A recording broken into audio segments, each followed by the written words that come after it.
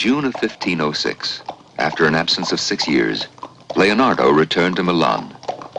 Once forced to flee from the advancing French army, he had left behind 20 years of development, triumph, and failure. Now he was curious to see how much of himself and of his past remained. Shall we come with you, Maestro? No, wait here. I'll be back in a moment. His first stop was the monastery of Santa Maria della Grazia. Although the French regent was waiting to receive him, his only thought was the cold, clammy refectory where he had spent so many hours, and the silent mark he had left of his presence.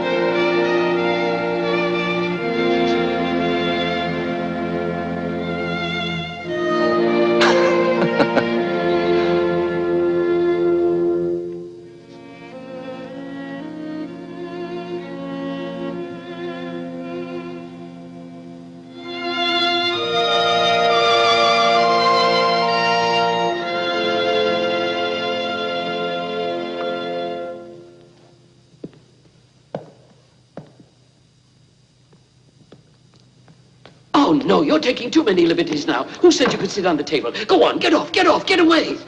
Father Agostino, could you help me? Watch over that table. It's almost impossible to think here, much less to eat. Nobody ate here at all for 2 years. Imagine all that time. They closed off the room just so that could be painted. Now these students come here trying to copy that thing.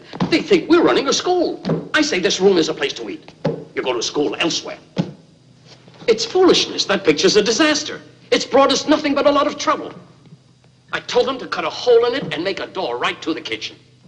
Now, there's a lover of great art. Cut a hole in it and make a door. Yes, a door, because in the winter the food comes in half cold. And the friar says, be patient. They should go Have we met? Julio, isn't that the maestro himself? What happened at Santa Maria della Grazia also took place in the church of San Francesco Grande, where other students collected around his Virgin of the Rocks. Never before had paintings been so carefully studied and copied. During his absence, the 2 works Leonardo had left behind had become the very essence of painting. Maestro.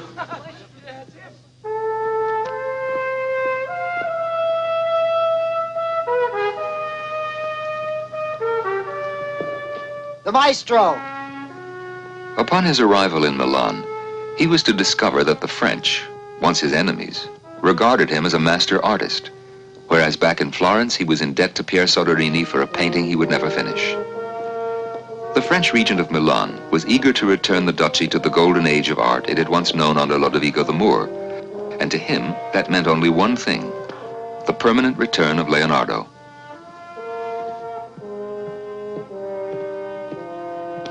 Maestro Leonardo.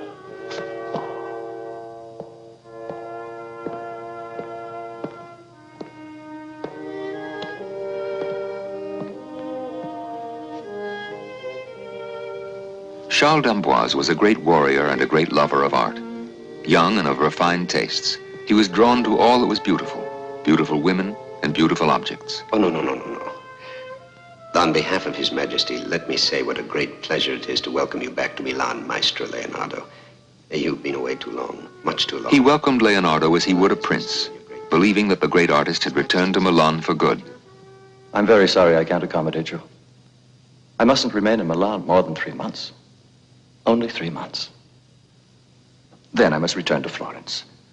I'm contracted to the Signoria and the standard bearer, Pier Soderini. That matter can be handled. You mustn't worry about it. His Majesty can't permit you to leave here again. I heard him say when he first saw the Last Supper in the Grazia, he wished he could remove the wall and take it to France. He did send engineers, but they found the job too difficult. His Majesty, in any case, is hopeful you remain here.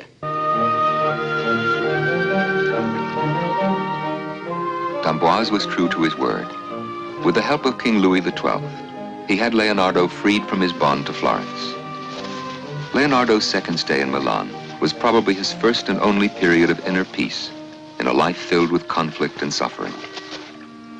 He secured a small house near Babila, but most of his time was spent in the home of Girolamo Melzi, captain of the Milanese militia, and with the captain's young son, Francesco Melzi. Listen, Maestro.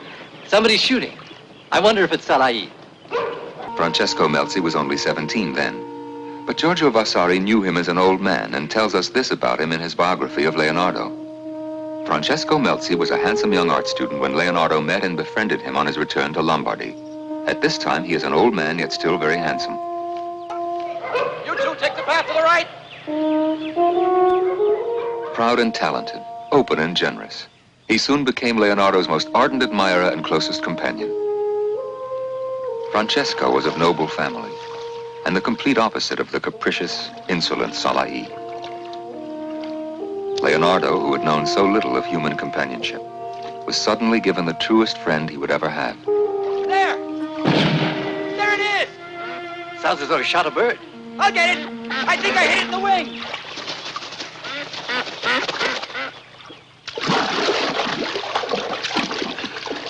Maestro! Over here! Hold on! We're coming. This way! Over this way! Here, give it to me.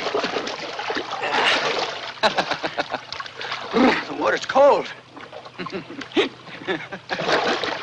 Thirsty? Climb in before you tip us over.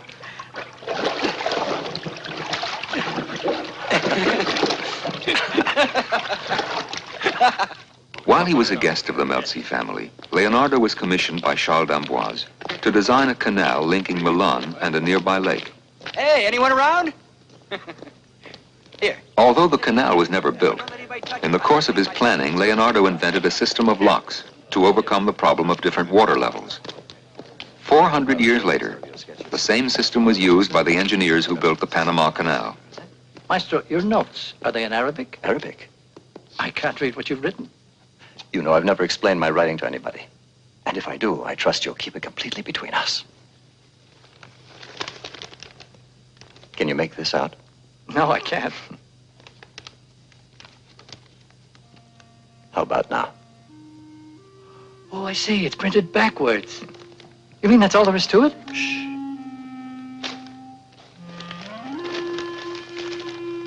Life at his own house at Babila gave him the serenity to assemble and reflect on his voluminous notes.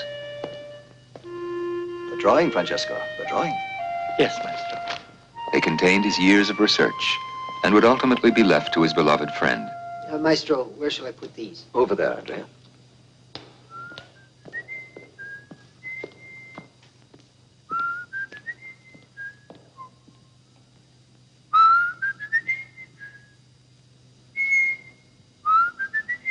Get me that drawing over there on the table, near those notes on anatomy. Is this the one, Maestro? No, put it down. Francesco. Leonardo's notes, which were later scattered and lost by Melzi's heirs, contained several dissertations Yes. intended for publication someday. The treatise on painting, the book of mechanics, the treatise on water, and above all, his book on anatomy, for which he had prepared 140 diagrams. Where did I put Francesco? Yes, Maestro.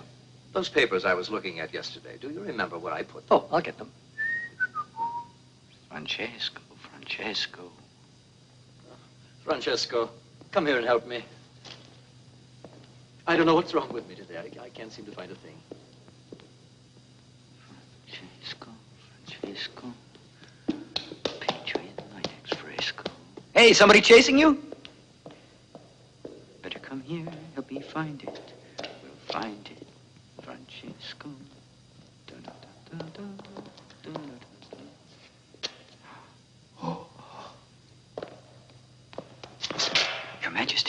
In the spring of 1507, Louis XII of France entered Milan and immediately went to Leonardo's studio.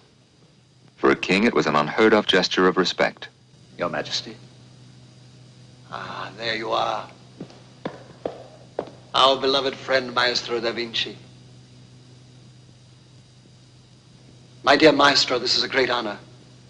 We are indeed happy that the Signoria of Florence has given her gracious permission for you to remain with us. It is a joy for us to be here in your studio. Such magnificent paintings. D'Amboise, look at this one. It's the king. It's Louis. It is magnificent. It's mainly the work of my apprentices, sire. Of course, there's still more to be done. It looks finished to me. Oh, but this is incredible. You may demand your own price, but I must take it to France. I'm glad that it's painted on wood. His Last Supper is painted on the wall. Unfortunately, it's not quite finished, Majesty. You mean there's something missing? I'm afraid so, sire. However, if your Majesty would like to see my plans for the new canal. Let's have a look at this canal. It's sure to be worthy of you. D'Amboise. That confiscated vineyard? Maestro Leonardo is in possession of his vineyard again. Ah. To demonstrate our great admiration for your work, we've decided to provide you with 12 ounces of water. Did you hear? 12 ounces of water. Droughts and inaccessibility caused great water shortages in Milan. As Leonardo's canal was meant to alleviate them, the king gave him a share of the dues the citizenry would have to pay for use of the river. It was an age when drinking water had grown almost as valuable as gold, and this revenue would prove great. And so would the revenue from the vineyard that Lodovico the Moor had given Leonardo when he was ruler. For Leonardo, like many artists, hoping for a little security, dreamed of being a landowner, as he dreamed of having a certain house of his own, the one in which he was born and lived in as a child. There'd come a time when he'd receive it through the will of his uncle Francesco. But wants the house at Vinci to be his. Around this time, his uncle Francesco died. He had been closer to Leonardo than his father, or mother. He hadn't been in Milan for very long when he received a report that the old man had left him everything he had. There were no other heirs because all of Leonardo's brothers and sisters were left out of the will. All of you despise Uncle Francesco. You never even went to visit him. Or me either. Who'd you hate most? Francesco or me? Answer that. I guess it's only me now. Since he's dead, you can only hate me. Have you ever thought of writing a letter to your brother? No. Except, of course, when our father died, because he left me some money, and because you wanted to have it all. Now you want Francesco's. For years, the old man had been left to fend for himself at Vinci, just a short distance from Florence where his nephews lived. Only Leonardo, on his journeys from city to city, stopped to visit him. But now that Francesco was gone, these sly provincials suddenly remembered his small property and went to court to nullify his will. Because the designated heir, their great and famous brother, was still illegitimate. Well, the problem's quite simple, actually. And they will obey my letter. To the standard bearer of Florence, Pier Soderini, we are sending to you Maestro Leonardo da Vinci, painter to His Gracious Majesty Louis XII, who has our permission to travel to Florence to pursue a certain personal matter concerning a house at Vinci, which was left him in a binding will stating his late uncle's true wishes. Let us be sure that you completely understand our position in this matter. We urge, indeed we strongly urge, Your Excellency, to give him all possible aid and to see that his case is heard swiftly. The king expects that the maestro not be detained, but that he shall return as soon as possible. Well, that's my letter to Soderini. Here's another. To our gracious ally and brother, our dear friend and confidant, the perpetual authority of Florence. When His Majesty heard you were about to go, he felt compelled to write his own letter to make sure you were given support. Well, when you present these letters to Soderini, I'm sure you will come back satisfied in a matter of days. God? But it was not a matter of days. In fact, weeks passed and the case was never brought to trial. The letters from the King of France and his marshal had brought Leonardo nothing more than polite but empty promises. Maestro, the governor regrets he is in council and cannot receive you now. He asks that you wait.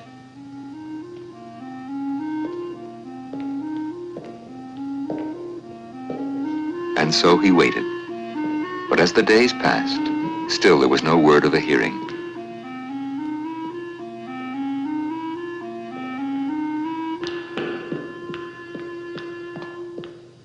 Maestro, the governor regrets that he still cannot receive you, but he suggests that you petition for the proceedings yourself, and he will give you every possible aid when his time allows.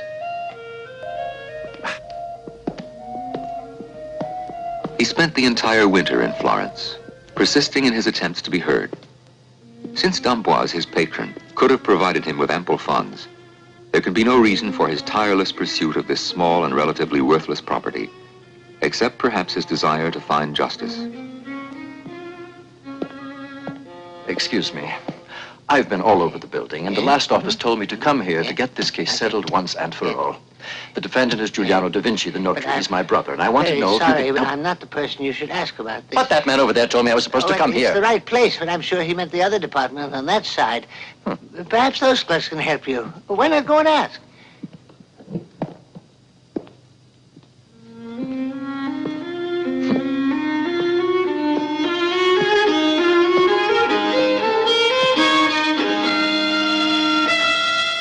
His brothers and the workings of the law defeated him. From morning to night, scribblers!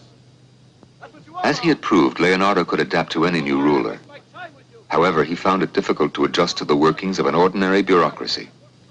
Some would have it that his frustrations with the pettiness and humanity finally made a cynic of him, as these might suggest.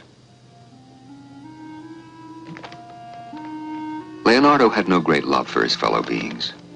He was not a saint like Francis of Assisi, who loved them in spite of themselves.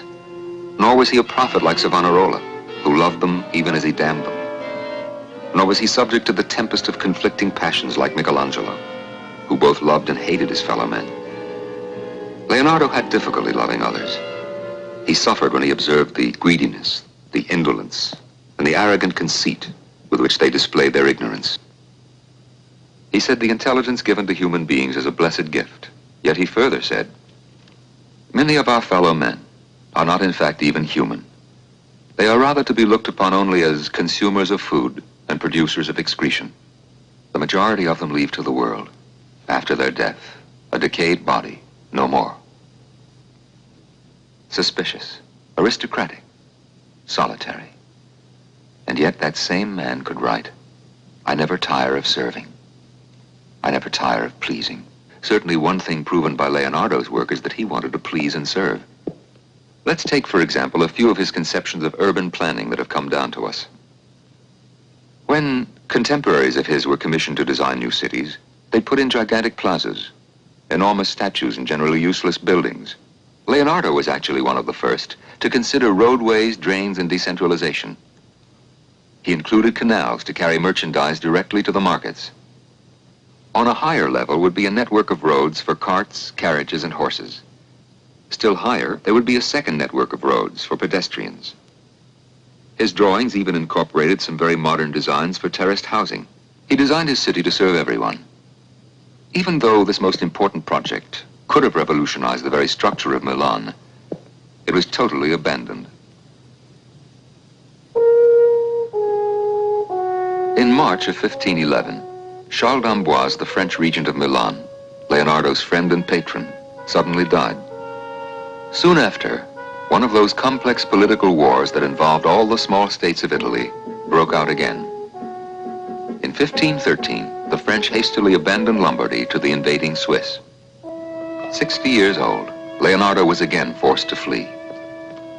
He was certain the new masters of Milan would deal harshly with those who had worked for the French. Maestro, we're all ready. This time his travels would take him to Rome. Aside from Salai and his usual entourage, he was accompanied by a new apprentice, Francesco Melzi. No one knows if Francesco left any family at Vaprio other than his father. We only know he did not wish to be separated from Leonardo.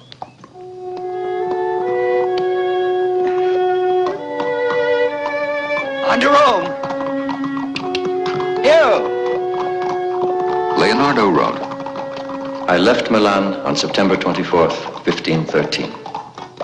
With me were Francesco Melzi, Salai, Lorenzo, and Fanfoya. In Rome, Leonardo lived and worked in an apartment within the Vatican, which the young Prince Giuliano de' Medici had prepared especially for him. Giuliano was the brother of Pope Leo X, and both were sons of Lorenzo the Magnificent, ruler of Florence when the maestro was a young man. There now began one of the most mysterious chapters in Leonardo's life. During his entire stay in Rome, his time was spent working on an apparatus that he sought to keep secret at all cost. We know it had to do with mirrors. Not only does Vasari mention that Leonardo was expecting mirrors in the Vatican, but it is also recorded that he asked for and was given 2 craftsmen to assist in his work, Germans who specialized in making mirrors. Maestro Leonardo. He's up there as usual.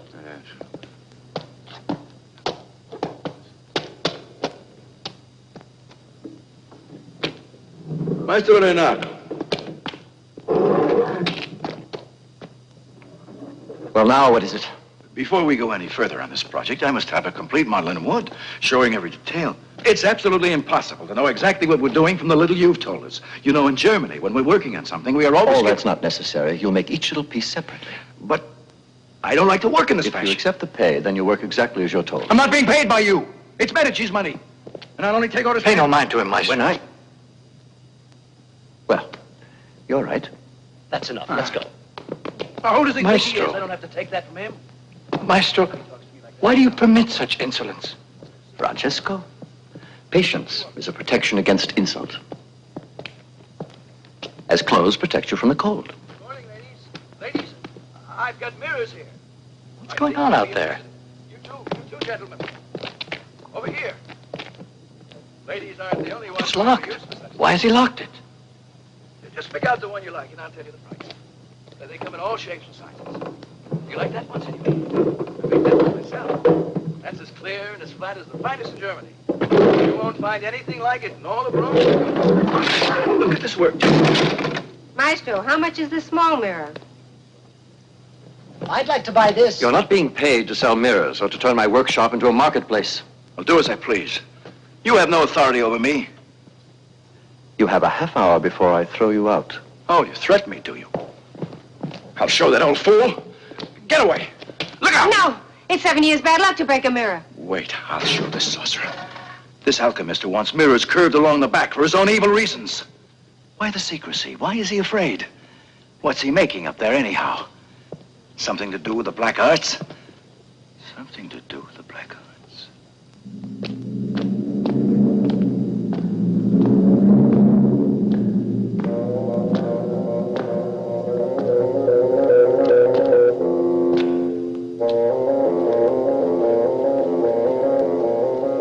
You may as well go, Fenfire. It's all right. It was during this period that Leonardo returned to his study of anatomy with the same fervor he had shown years ago in Milan. Only this time, he attempted to discover the very reason for life itself. He wrote, The spirit is a power added to the body, because alone the body cannot endure. And further, The spirit desires to remain with the body, because without the organs of the flesh, it can see or hear nothing of this world.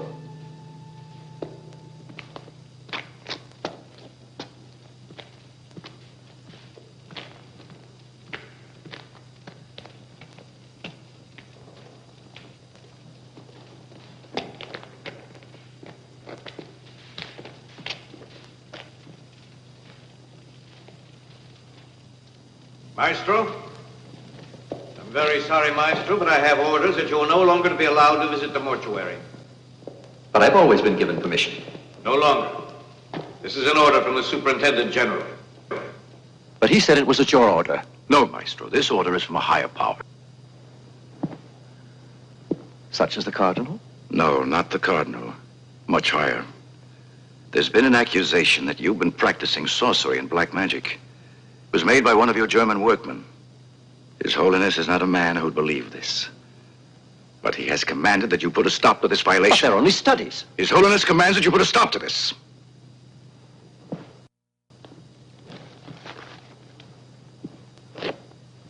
Leonardo wrote his patron, Giuliano de' Medici. I must ask you not to believe this malicious German who wants to steal the plans for my project so he can take them to his own country. This I will not allow him to do. Nor will I let him fill my workshop with mirrors to sell at markets and fairs. Because of my opposition to his schemes, he has initiated slander against me, calling me a sorcerer, alchemist, and dealer in the black arts. Above all, his lies have lately prevented me from continuing my studies of anatomy. I am now barred from the hospital, and my research has been prohibited by the authorities.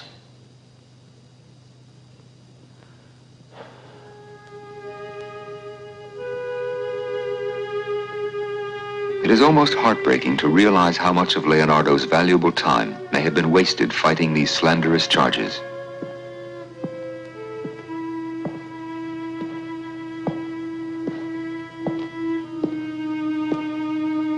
It is especially tragic when one speculates on what his secret project may have been.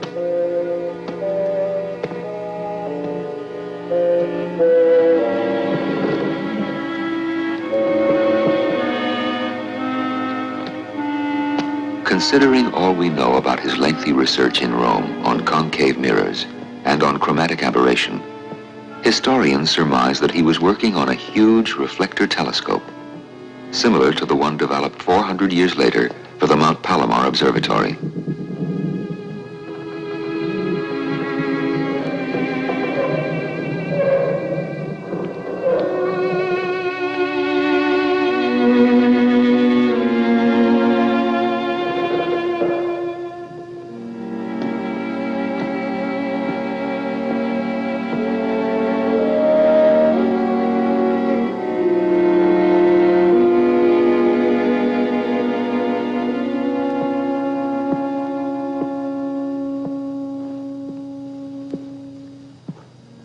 Leonardo was tired and restless.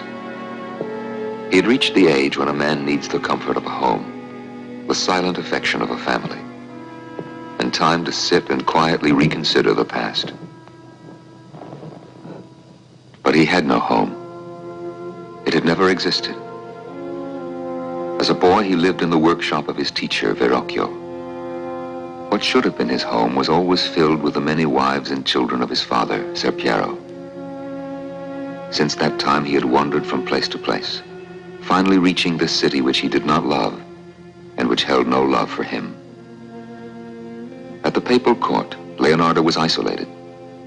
Although he was treated with respect, there was an underlying feeling at court of uneasiness and fear. Fear of this old man who carried out secret studies in the privacy of his workshop and who was known to spend the dark hours of the night in the company of the dead. Maestro? Yet there was affection. Maestro, it's late. His one comfort was the enduring friendship of Francesco Melzi. And Salai? Asleep in his room.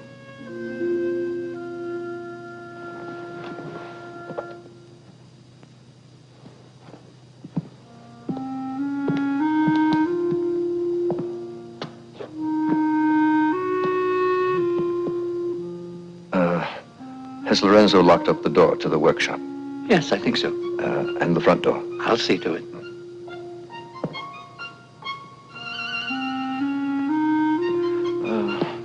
Let the small door stay open so Saleh is able to get inside when he returns. Should he return? The noisy and colorful atmosphere of Rome was well suited to Salai. The boy who stole money before he was 10 was now a man of 35. Despite Leonardo's years of patience with him, Salai was at best a mediocre painter, undoubtedly unhappy and discontented with his empty, unfulfilled life. He must have felt some guilt, too, having wasted the marvelous gift which had been given to him, the friendship and affection of one of the greatest minds of his time.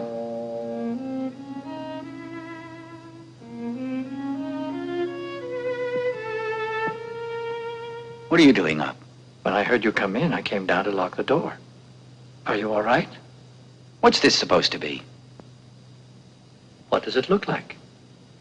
I don't know exactly. You can explain it to me. Does it mean anything?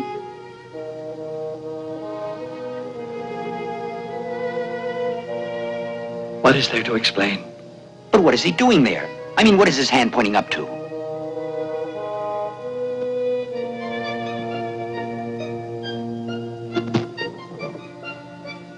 know he told you. He would tell you. Can you find the way to your room? Yes, yes. I'm not that drunk. Poor Salahi. Soon he would leave Leonardo and devote the rest of his short life to complete dissipation. A few years after the death of Leonardo, he was killed, shot by an unknown assailant. In 1515, Francis I, at the age of 20, succeeded to the throne of France. Learned, intelligent, and courageous, he followed in the wake of his father, Louis XII, and invaded Italy. In the fall of that year, he fought and defeated the Milanese at Melegnano. The battle lasted 2 days. 18,000 dead were left on the field.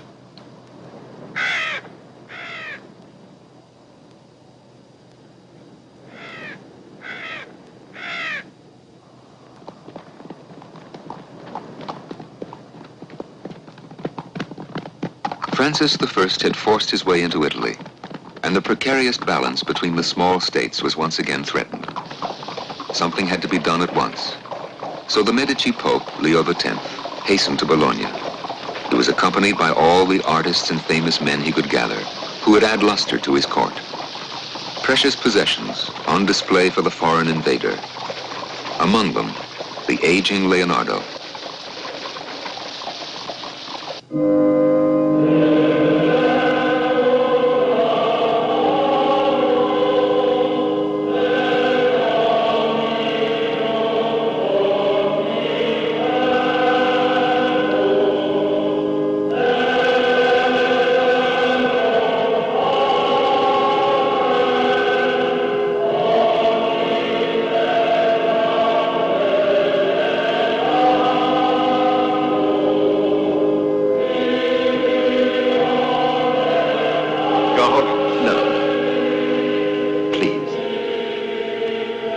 Leo could not afford to let the conquering king make any decisions without him. Decisions that might endanger the material wealth of the church or his position as supreme pontiff.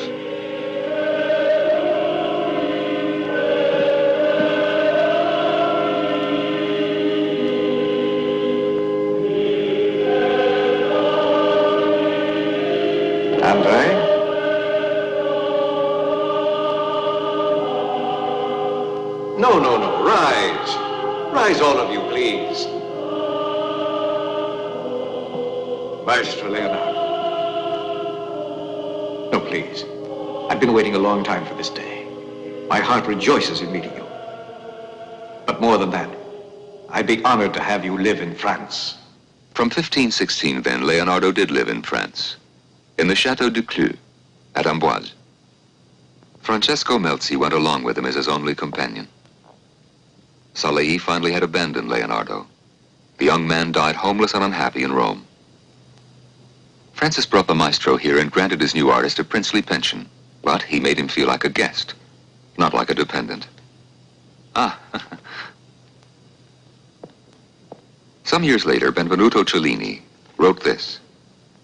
In the presence of the cardinal and in my own hearing, the king said the artist Leonardo knew more than any other man on earth, not only of sculpture, painting, and architecture, but also of philosophy.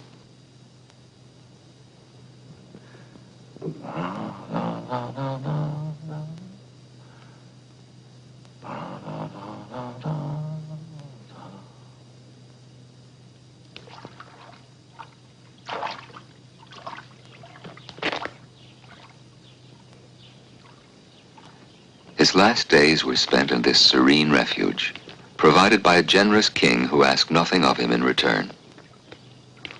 All his life, Leonardo's studies and research had been based on things that were real, tangible. He looked upon religious beliefs with extreme skepticism.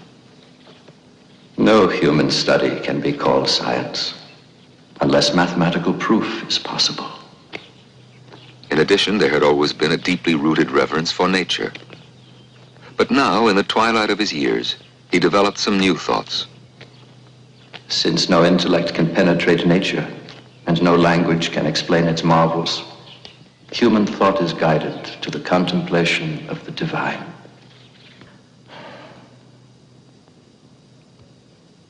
June 24th, 1518. The feast day of St. John. Château de Cleux et Amboise.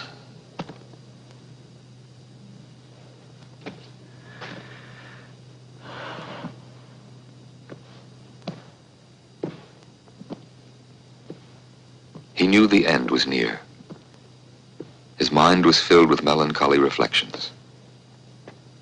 And yet he seemed content when he wrote, "A life well spent is long." And again, "As a day well spent makes for a sound sleep, so a life well spent brings a happy death."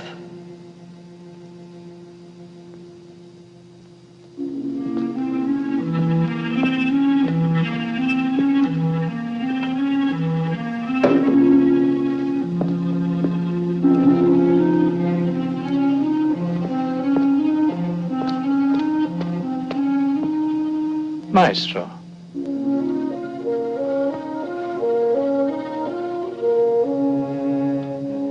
This earth, it's all so perfect. It's all so perfectly designed. It's impossible that a single mind didn't create it, that there's no plan to it. Now come, let's go inside. Now here are some mechanical drawings, and those are notes on water. I always meant to write a dissertation on water, but I never quite found the time. Now these are a collection of drawings on flight. Flight? I tried to construct a flying machine. It doesn't matter now. But look here. These are drawings on anatomy. Most of these I did in Milan, some in Florence. Leonardo's right hand had become paralyzed early in 1517. A few were done in Rome. In October of that same year, the Cardinal of Aragon came to see his workshop. Though they're out of order, are my notes for a book I'm planning to write on painting and perspective. Some important details of Leonardo's last years have come down to us through the writings of the Cardinal's secretary, Antonio de Beatis. Antonio. Never. His Grace the Cardinal of Aragon went to visit Maestro Leonardo da Vinci at Cleux. The maestro showed us his notes and books, and 3 paintings.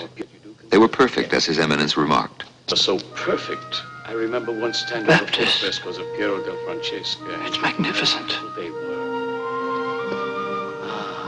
There was no cross before. These are But so there is more now. perfect. Incredibly so.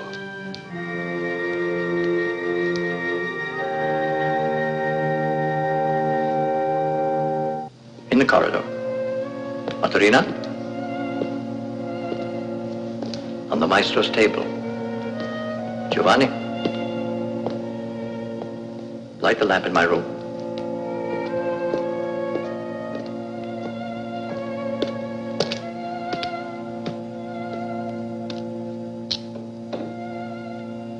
Light.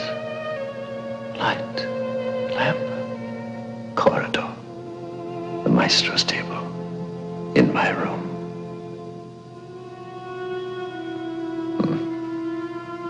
These are words I understand. Lamp. Corridor. In my room. And Francesco. There's a word to describe everything. There's one for the tiniest particle. There are words for objects, ideas, people, even emotions.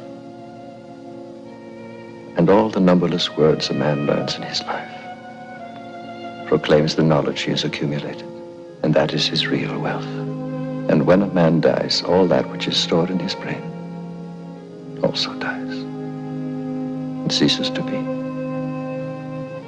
At one moment we are alive, and the next moment a body. No more than that. Nothing remains. No, you're wrong. What about all this? All your work, your paintings, your studies? They're worthless, Francesco. Miserable things.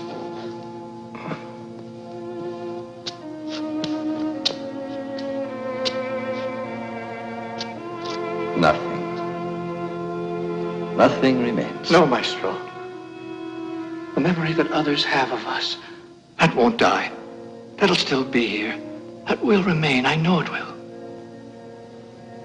You could be right. There's that at least. Good night, Francesco. Go to bed now. Don't stay up late. The lamp ruins the eyes.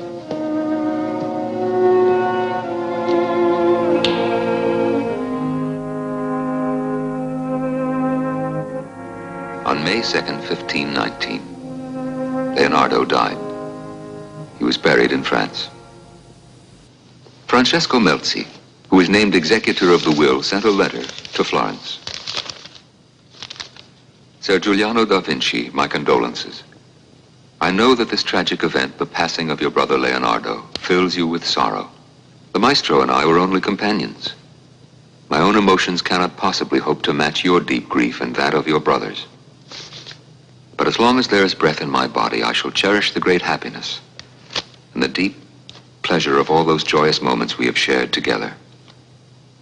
I mourn his passing, mainly because I remember the great love he showed to a poor student.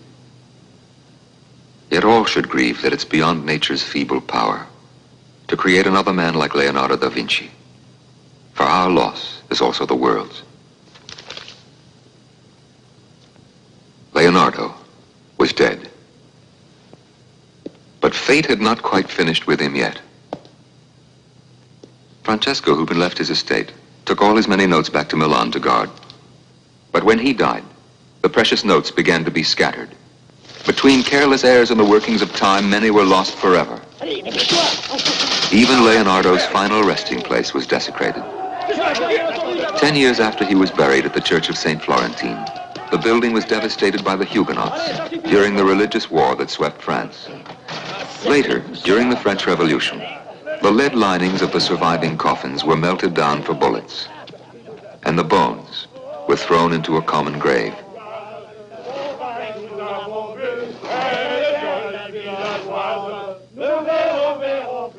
In a grave like this, mixed with many others, are the bones of Leonardo. As for his contributions to the world, so many continue to be ignored and unrecognized for centuries by those who came after him. But today, we know them as the prophetic discoveries of a man who, perhaps more than any other, probed deeply into nature and learned her most closely guarded secrets.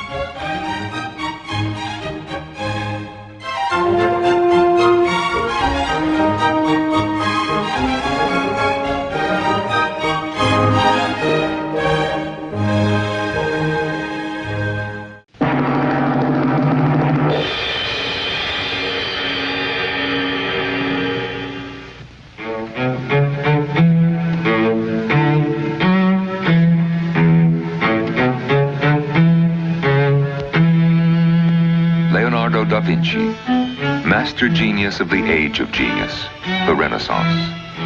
Complex, contradictory, solitary. He dreamed dreams never before dreamed, saw visions the world never dared see. Yet 500 years later, so much is veiled in mystery, wrapped in shadow.